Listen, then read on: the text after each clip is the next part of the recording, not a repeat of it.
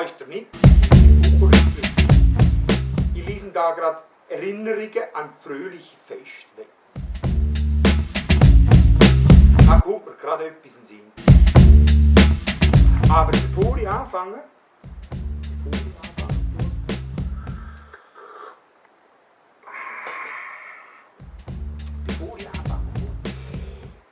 das ist mein erster Moment vor der Kamera im 2025.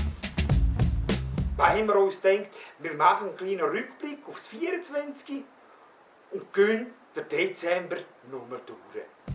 Darum heute ein ganz spezifische Frage im Tag. Jetzt live für dich. Warum ist der Klaus eigentlich ein Mann? Ich kann dir sagen, der ist einfach. Weil keine Frau würde Jahr für Jahr das Gleiche überwerfen. Und dazu die passende Anekdote. Ja, eben Klaus-mäßig und so, oder? Ja, also auch von Mann zu Mann, es geht ja um den Klaus.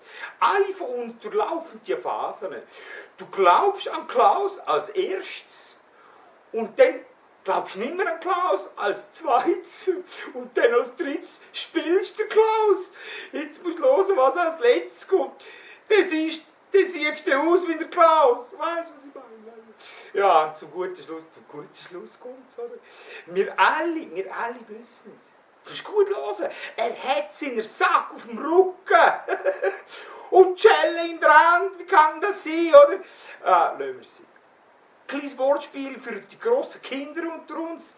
Und das wäre es dann gewesen. Schon ist der Spuk für das Jahr wieder vorbei. Klingling, klingeling, Christkind, komm gleich.